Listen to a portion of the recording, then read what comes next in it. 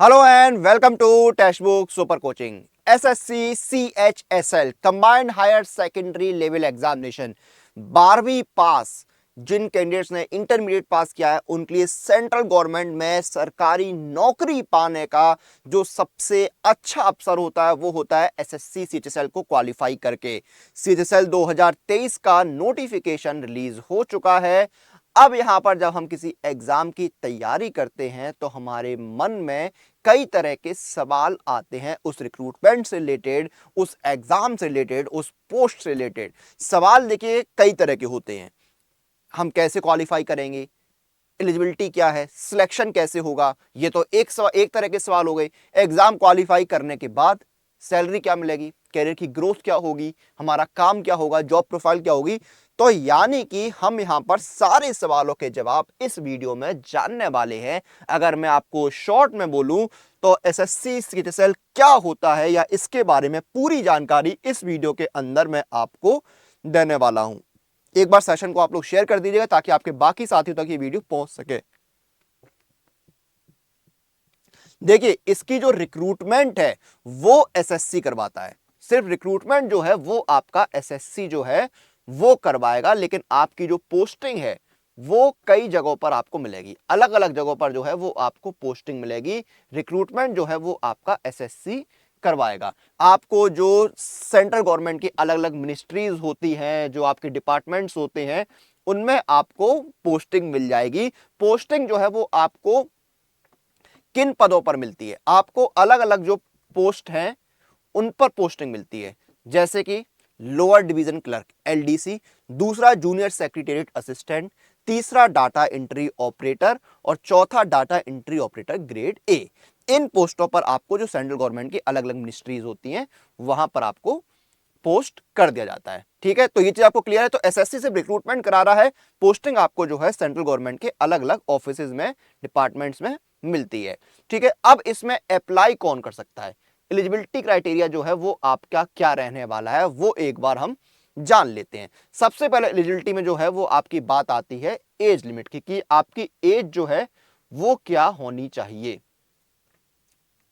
तो देखिए एज आपकी जो है वो होनी चाहिए 18 से 27 साल। मिनिमम एज 18 साल और मैक्सिमम एज जो 27 साल होनी चाहिए। एज में जो रिलैक्सेशन है वो आपको आपकी कैटेगरी और गवर्नमेंट के रूल्स के अकॉर्डिंग दिया जाता है। फिर आपकी एजुकेशनल क्वालिफिकेशन आती है। अब इसमें अगर आप डाटा एंट्री ऑपरेटर के लिए अप्लाई कर रहे हैं तो आप 12th पास होने चाहिए साइंस स्ट्रीम में with mathematics as a subject. और अगर आप एलडीसी या फिर जेएसए या data entry operator grade A के लिए अप्लाई कर रहे हैं, देखिए जो पहला था वो आपका था कैग में, ठीक है, ministry of consumer affair food and public distribution में। इसके अलावा अगर आप किसी पोस्ट के लिए अप्लाई कर रहे हैं तो सिर्फ आप 12th पास हो किसी भी स्ट्रीम से। तो ये क्वालिफिकेशन है, आपको 12th पास है, सिर्फ इतना है। अगर आप data entry operator in office of C and AG में अप्लाई कर रहे हैं तो फिर आप 12th साइंस के साथ होना चाहिए, नहीं तो आप सिर्फ 12th पास होना चाहिए। ये चीज आपको याद रखनी है। क्लियर हो गया एक चीज। एलिजिबिलिटी के बाद बात आती है सिलेक्शन प्रोसेस की। टीयर 1 टीयर 2 दो टीयर होते हैं, इसमें इंटरव्यू नहीं होता है। ये चीज आपको क्लियर रखनी है। ठीक है, एग्जाम पैटर्न टीयर 1 का क्या है। इंग्लिश लैंग्वेज के देखिए आपके क्या है, 25 सवाल आएंगे 50 नंबर के, जनरल इंटेलिजेंस के 25 सवाल 50 नंबर के, क्वांट के 25 सवाल 50 नंबर के और जीए के 25 सवाल 50 नंबर के। 60 मिनट का आपको टाइम मिलता है और 80 मिनट का टाइम जो है स्पेशल कैंडिडेट्स जो स्क्राइब की सर्विस यूज कर रहे हैं उनके लिए रहता है। ये हो गई टीयर 1 की बात। अब आते हैं टीयर 2 पर। तो आपको पता है पिछली बार टीयर 2 का पैटर्न जो है एसएससी ने बदला था सीएचएसएल के लिए, और एग्जाम्स के लिए बदला था, सीजीएल वगैरह के लिए बदला गया था। टीयर 2 में आपका क्या है, सबसे पहले आपका जो है सेशन 1 है, जिसमें सेक्शन 1 में आपका क्या है, मॉड्यूल 1 मैथमेटिक्स और दूसरा है रीजनिंग एंड जनरल इंटेलिजेंस। 30-30 सवाल आएंगे, हर सवाल 3 नंबर का होगा और आपका टोटल 180 नंबर का होगा, 1 घंटे का टाइम मिलेगा। सेक्शन 2 में 2 मॉड्यूल हैं, इंग्लिश और जनरल अवेयरनेस। 40 सवाल इंग्लिश के हैं, 20 जनरल अवेयरनेस के। यहां पर भी 60 सवाल 180 नंबर के, 1 घंटे का टाइम मिलेगा। सेक्शन 3 आपका कंप्यूटर नॉलेज टेस्ट है जो पिछली बार ही ऐड हुआ है। ठीक है, 15 सवाल आते हैं, 3-3 नंबर के, 45 नंबर का होता है, 15 मिनट का टाइम मिलता है। फिर आपका सेक्शन 3 आता है जिसमें मॉड्यूल 2 है स्किल टेस्ट और टाइपिंग स्किल टेस्ट। इसमें आपका टाइपिंग टेस्ट वगैरह होता है। ठीक है, ये आपका रहेगा। क्लियर है, तो ये आपका टीयर 2 हो गया। कोई भी डाउट, चलिए एग्जाम क्वालिफाई करा, मेहनत करी, एग्जाम क्वालिफाई हो गया। अब बात आती है सैलरी की कि भाई आपकी सैलरी वगैरह जो है वो यहां पर क्या रहती है। तो सैलरी यहां पर दो तरह की है, पोस्ट अलग अलग है, तो सैलरी का जो थोड़ा स्ट्रक्चर है वो भी आपका यहां पर थोड़ा सा डिफरेंट रहता है पोस्ट के हिसाब से। आपकी lower division clerk, junior secretariat assistant की जो पोस्ट है उसमें आपको 19,900 जो है वो बेसिक पे दी जाती है। 19,900 जो है वो आपकी यहां पर बेसिक पे रहती है। ठीक है, अब इसमें देखिए आपको मिलता है डीए। जैसे प्रेजेंट में सेंट्रल गवर्नमेंट में जो डीए का रेट है वो 42% है।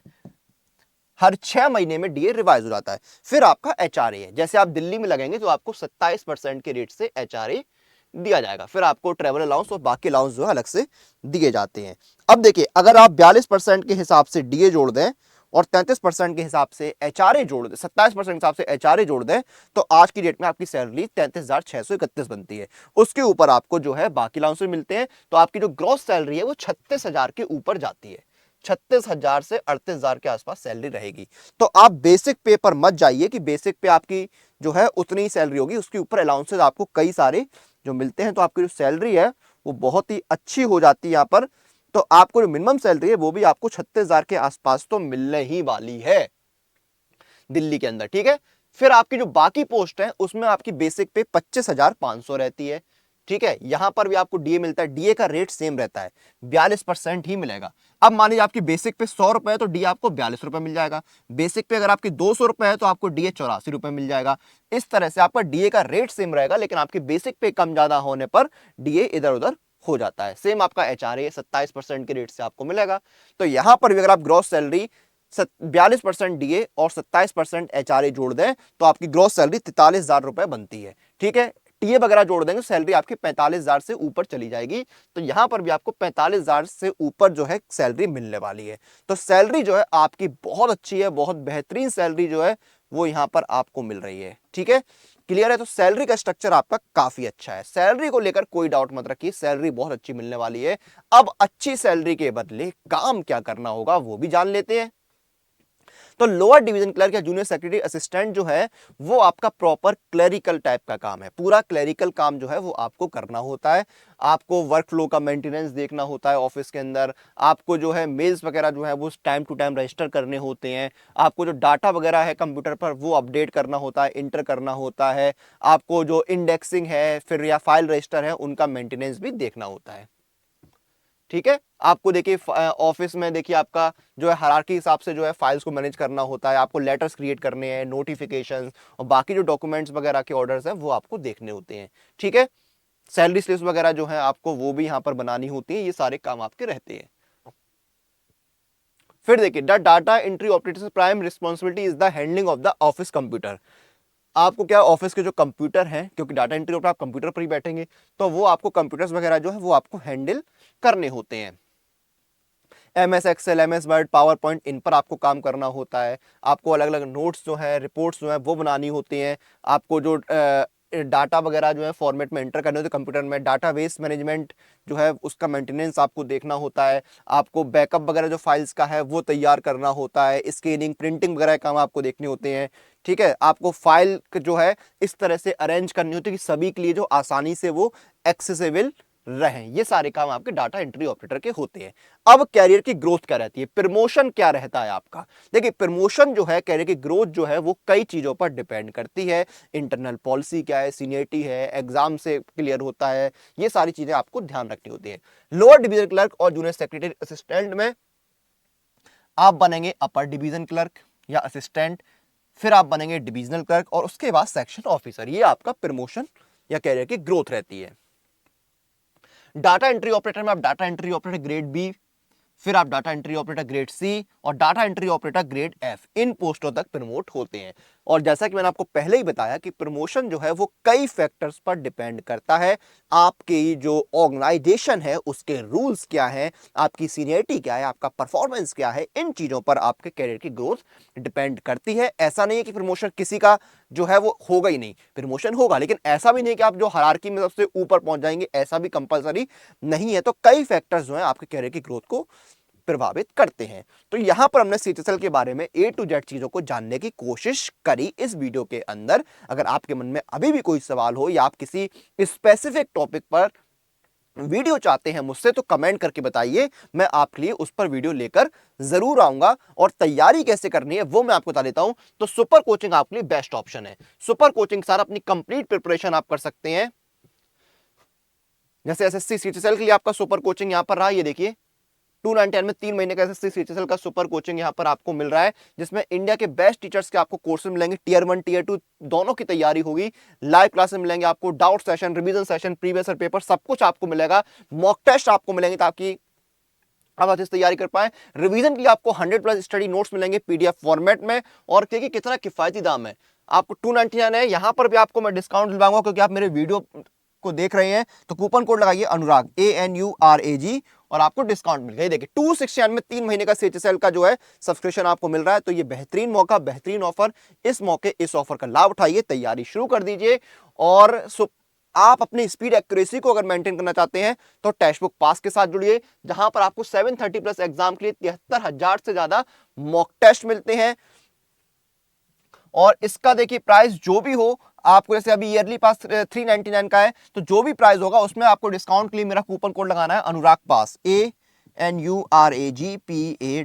ये कूपन कोड लगाइए, डिस्काउंट मिल जाएगा। ये देखिए डिस्काउंट मिल गया, 359 में ईयरली हो गया।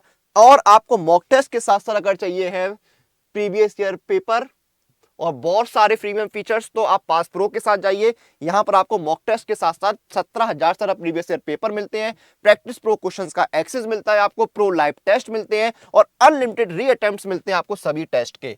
और ये भी बेहद किफायती दाम में आपको मिलता है। जो भी प्राइस होगा उस पर आपको डिस्काउंट के लिए मेरा कूपन कोड लगा देना है अनुराग पास, ANURAGPASS।